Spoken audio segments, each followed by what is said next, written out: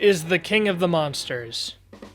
To say that I was not particularly invested in this specimen would be fairly accurate. I wasn't really a Godzilla fan when I was a kid, considering I was a little child and afraid of the big lizard man. However, once I became old enough to actually tolerate Godzilla movies, I saw exclusively the American Godzilla movies, and they definitely steered me away from enjoying the big lizard guy. A-list actors parading around with plot armor, with Godzilla being in the background, while the uninteresting human characters peddle boring, static dialogue to the audience. It was really not my cup of tea. I do not enjoy these things. Then, quite recently, I started hearing all this stuff about Godzilla Minus One, and how great of a movie it is. People are raving over this. It's gotta be one of the best Godzilla movies ever, I hear. I heard one guy call it the bee's knees, and that's when you know this shit gets serious. So, I go to the theater, and I watch it. And holy Toledo! I get the hype for Godzilla now.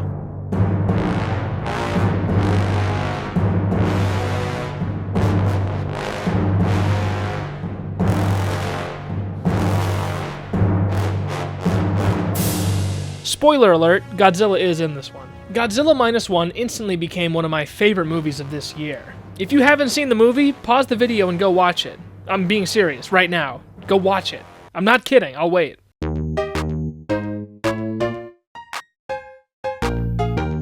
Okay, did you watch it? Good, right? That's what I'm saying. That's why I'm making a video about it. Now, before I get into any of the plot, I want to gush about Godzilla like I never have before. Godzilla is, of course, crazy cool. A lot cooler than I thought he was prior to seeing Minus One. He does some proper property damage in this movie, and you actually see a lot of human carnage compared to what I remember from the other movies. When I went to the theater, I was expecting something along the lines of the American movies that bored me to the core, but honestly, it was nearly the opposite. I quite enjoyed myself. And a tribute not shared with the other American Godzilla movies I saw. Excluding maybe Godzilla vs. Kong, because, I don't know, that was just pure spectacle. I don't even remember what actual human actors were in that film. Despite there not being a terrible amount of Godzilla in this film, probably under like 15 minutes, I didn't time it or anything, they did a ridiculously good job making each and every second of the big lizard guy count. He shows up several times throughout the movie, and each time he comes back even bigger than he was before. Like in the first 10 minutes, he's like the size of a T-Rex, then like 30 minutes later, he's like the size of a small school or something. And then when he goes to attack the big town, he's like the size of a skyscraper. It's crazy. With him getting bigger each and every time, every encounter with Godzilla was increasingly more destructive and more cool. No other way to say it, it's just cool. I think the peak of his destructiveness is around the time he rampages in Ginza. Nothing but dust left in his wake. And to be fair, that's probably like the peak of the Godzilla destruction, because the rest of the movie is spent preventing him from destroying more shit. For the first time in my life, I actually felt floored and in awe of Godzilla. He felt like an actual force of nature, rather than some wild animal being corralled by some protagonists against some big bad. And on the subject of being a force of nature, I love that Godzilla would just not stop throwing shit in this movie. Boats, cars, trains, giant warships, almost always off camera, like he's just having a tantrum in the background. He just doesn't give a damn. He actually feels like a real threat due to how much damage is done to Japan and how many casualties he has in this one. Even if the plot is about stopping him preemptively to prevent him from destroying Japan.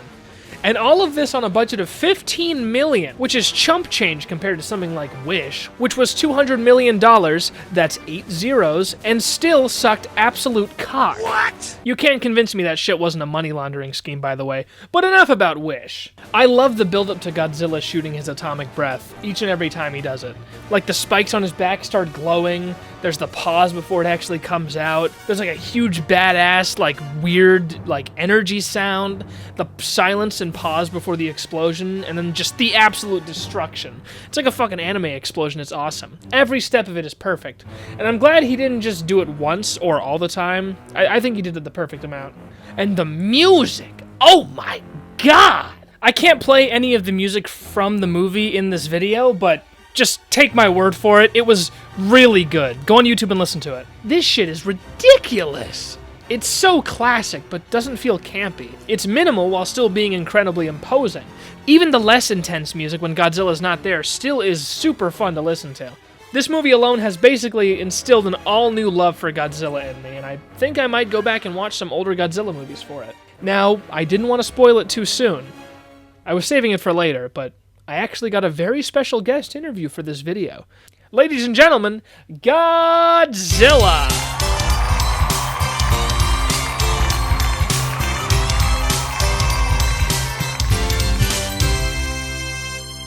So, Godzilla, the big G. Can I call you G-Dog? Alright, that's a no. First question. How do you feel you and the human actors got along during the shooting of this film? Oh, okay. Is it true that the radiation is real, or is that all just special effects? Because I've heard rumors about you not actually being radioactive, and okay, one last question before we go. Are you really the king of the monsters, or was that just a title given to you by some scared Japanese man after you smushed his house? Okay, he looks pretty mad, so I'm just gonna end the interview here.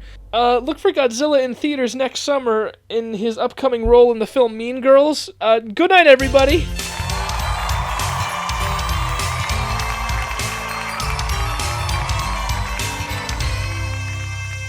Someone help me.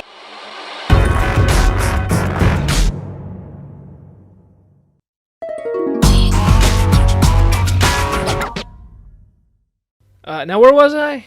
Oh, yeah, the rest of the film I'm making a video about. Let me just get the one gripe I have about this movie out of the way. It has a bit of a slow start, despite Godzilla showing up in the first 10 minutes. It takes a little bit for people to start taking notice of Godzilla and get the ball rolling, so the first bit of the film is noticeably weaker than the rest. Still a very good portion of the movie, and crucial to the development of our main characters, but it just didn't hook me like I thought it might. Then, when Koichi, that's the main character if you ignored my plea to watch the film, gets the job destroying sea mines, it starts getting better real fast. And then once Godzilla shows up in the boat scene, it's like fucking meow! The main human cast of the film is infinitely more endearing than the protagonists of the American Godzillas. I think my favorites are Doc and the Captain. I think the best part regarding the human characters is that there's a very palpable risk compared to the American Godzillas. Those movies felt very afraid to kill off the A-list actors they hired to play their plot armor-clad protagonists, and the danger you feel when Godzilla is actually there attacking them is very limited. If Godzilla is within Goomba stomping distance of a guy, you should feel afraid for that guy. I had no such confidence in the plot armor of the main cast. Even if nobody major dies, I was not sure of that at all during the movie, and that made it a much more rewarding watch as a result. It's not often that a movie can surprise me with whether or not a character just gets killed off or not, and I'm glad Godzilla kept it ambiguous during the film.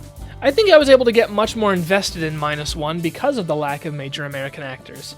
This makes sense because the movie was made in Japan, and while I'm sure these actors are likely more popular in Japan, none of their names mean zilch to me, so I was able to see them as actual characters in a film instead of actors playing a role. This is a bit of a tangent, but I think I'm getting to a point in life where I'd prefer to not recognize actors, especially overused ones. I mean, of course everybody has their favorite actors they'll love watching no matter what, but most of the time, not knowing who someone is in real life really helps me get invested in the story they're a part of.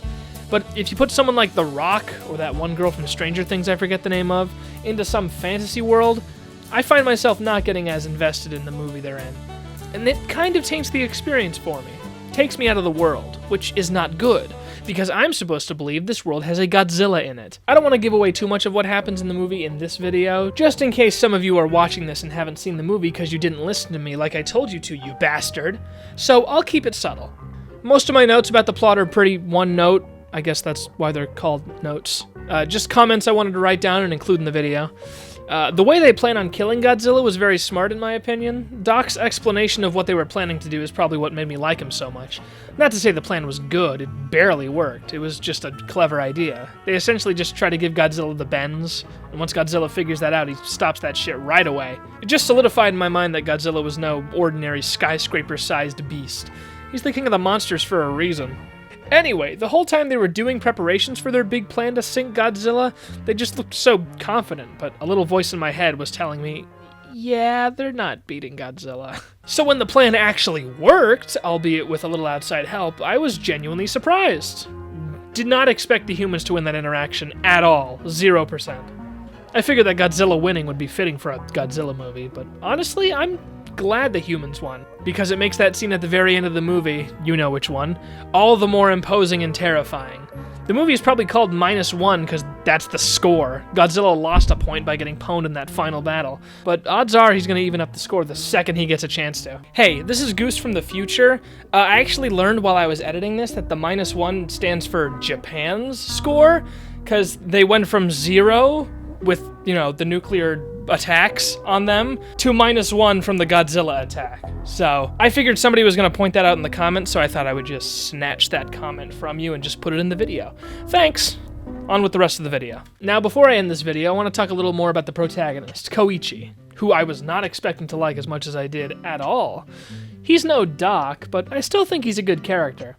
Koichi goes through some shit in this movie, wimping out of a kamikaze mission, having his platoon killed by Godzilla and being blamed for it, having to start life all over at home because his house was destroyed and he lost his parents, takes a woman in and an orphan baby, and even when things start turning up for Koichi and he has like a newfound family, he gets recurring nightmares about Godzilla and can't stop feeling as if he was supposed to die in the war and cheated death.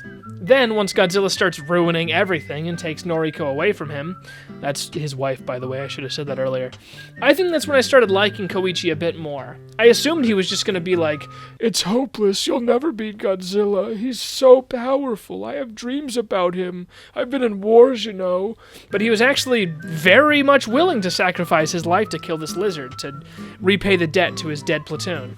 And that's despite the fact that he still had stuff to fight for, like his adoptive daughter. Koichi's constant struggle of wanting to start life over and Godzilla's constant reminder of his failure via destroying everything he cares about was a lot more interesting to watch than I thought it would be. Koichi wanted to give Godzilla the smoke ASAP, but Godzilla was just like, "I don't even know who you are," since Koichi was essentially a little bug to him. In his struggle to decide between dying to repay his debt to his lost platoon and living to give his adoptive daughter a proper family, the movie ends up going for a fake-out death for Koichi, with him kamikazeing into Godzilla's mouth, only for it to be revealed that he ejected at the last second before he could get exploded. Also, let me just say real quick, when Godzilla falls apart after the plane explodes in his mouth, it's so cool how his body just sloths off like a sandcastle during high tide. I absolutely loved that visual. Anyways, the fake out for Koichi's death would normally upset me, but I'm glad they didn't make him die and abandon his daughter. Even Tachibana, who felt Koichi was responsible for the death of their platoon, wanting Koichi to have a chance at a normal life, was really touching. I'm glad he was given another chance at a normal life after all the suffering he went through, from war to rebuilding, then Godzilla coming around and wrecking shop.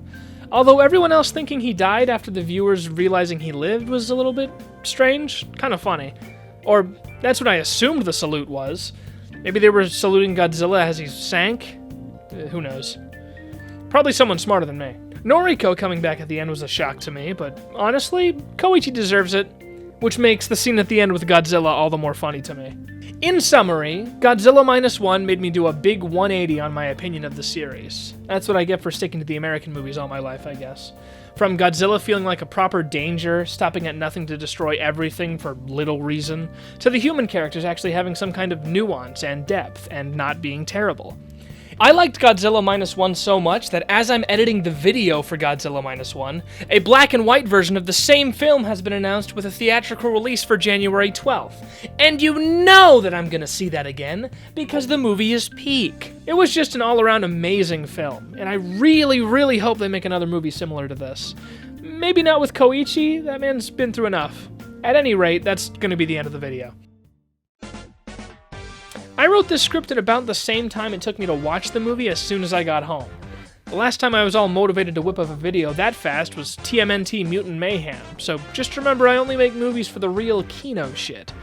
Unless I somehow encounter something so bad I simply have to talk about it. Like Cruella. Even though I got the actress's name wrong in that video, ignore that. Anyways, you've heard this bit before. All of my socials are in the description, and I implore you to join my Discord server. There's a lot of cool people in there, myself included. I also implore you, if you have $3 burning a hole in your pocket, to become a member of the channel. You get a lot of neat perks, like monthly drawings, polls to decide future videos, a special private channel in the Discord server, and early access to certain uploads. Again, it's only like $3 a month, so I think that's a steal. Plus you get to use my emotes in my streams. Okay, that's the end of the video. My name is Goose. I thank you very much for watching, and make sure to do those dishes in your room. Now get lost!